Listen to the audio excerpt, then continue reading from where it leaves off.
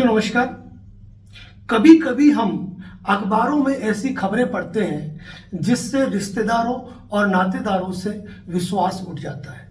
पति पत्नी के एक विवाद में पत्नी ने अपनी बेटी के माध्यम से ही उसी के पिता के ऊपर दुष्कर्म का मुकदमा दर्ज कराया।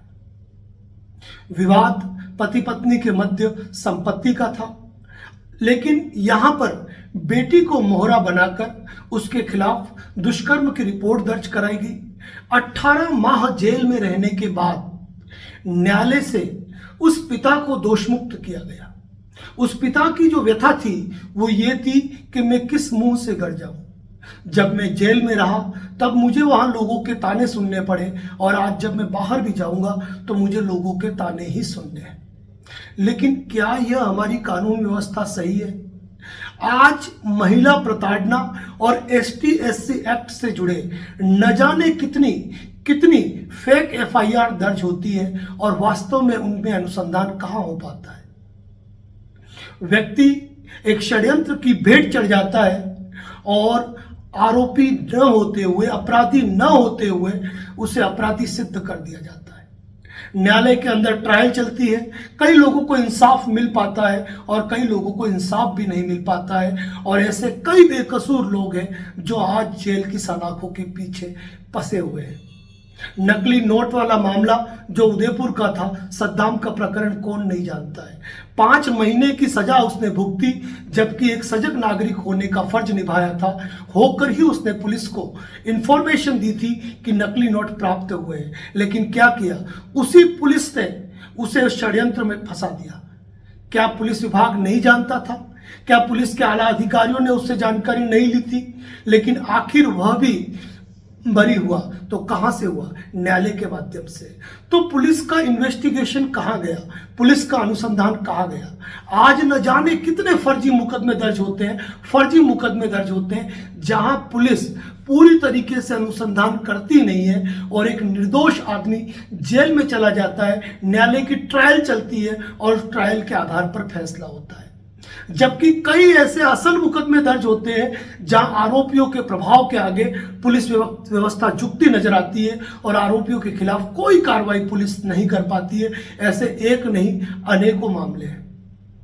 नागौर का यह प्रकरण, जहां पिता को बेटी के साथ दुष्कर्म के मामले में बरी किया गया, वहां खुद बेटी ने अपने बयान दिए कि पिता ने मेरे साथ ऐसा कोई कृत्य कारित नहीं हुआ। ऐसी अवस्था के अंदर उन पुलिस अधिकारियों के खिलाफ भी कार्रवाई बनती है, और बनती है उस व्यक्ति के खिलाफ भी जिसने फर्जी मुकदमे दर्ज करवाए। लेकिन फर्जी मुकदमे दर्ज करवाने वालों के खिलाफ कोई कठोर कार्रवाई न होने के कारण ही एक आम व्यक्ति का हौसला बुलंद होता है कि वह फर्जी मुकदमे दर्ज करवाए। वास्तव में जब कोई व्यक्ति फर्जी मुकदमों का सामना करता है, और इस प्रकार के मुकदमों का सामना करता है जहां मानवीय दृष्टिकोण से भी उसे हेय दृष्टि से देखा जाता है, उपेक्षा की दृष्टि से देखा जाता है कि इस व्यक्ति ने अपनी बेटी के साथ दुष्कर्म किया, तो निश्चित रूप से पल पल उसका जीवन मौत की ओर उसे ले जाता है, उसे मरने पर मजबूर कर देता है। और अगर न्यायालय से वो 18 माह बाद, या कभी कभी 2 साल, 4 साल या 5 साल बाद जब वो बाहर निकलता है, तो जीवन के उन अमूल्य क्षणों का क्या करे जो उसने जेल कारागार में बिता दिए। कहां गए संविधान के वो मौलिक अधिकार जो आम व्यक्ति की रक्षा के लिए बने हुए हैं? यहां पर कुल मिलाकर कानून व्यवस्था में कई खामियां हैं, जिसका खामियाजा भुगतना पड़ता है आम जनता को, आम व्यक्ति को, जो षड्यंत्रों का शिकार होता है। ST/SC एक्ट ही नहीं, महिला प्रताड़ना से जुड़े मामलों के अंदर भी कानून में कई प्रकार के संशोधन की आवश्यकता है। नहीं तो आम आदमी इसी तरह सलाखों के पीछे जाता रहेगा और उन गुनाहों की सजा वो भुगतेगा जो गुनाह कभी उसने किए ही नहीं। यदि आप भी हमारी इस बात से सहमत हैं कि इन मामलों में चेंजेस होने चाहिए, परिवर्तन की दरकार है, तो मैं निश्चित रूप से आपको कहूंगा कि आप हमारी आवाज को जन जन तक पहुंचाएं। हमारे चैनल पर नए हैं तो चैनल को सब्सक्राइब करें, और जब भी किसी दुखी की आत्मा तकलीफ में आती है तो निश्चित रूप से एक आम व्यक्ति भी पीड़ा में आता है, लेकिन बात यही है कि आम व्यक्ति अपनी पीड़ा को महसूस नहीं कर पाता है, और वो जो घटनाएं होती है केवल वो एक अखबार का नजरिया बनकर रह जाती है, अखबार की एक खबर बनकर रह जाती है।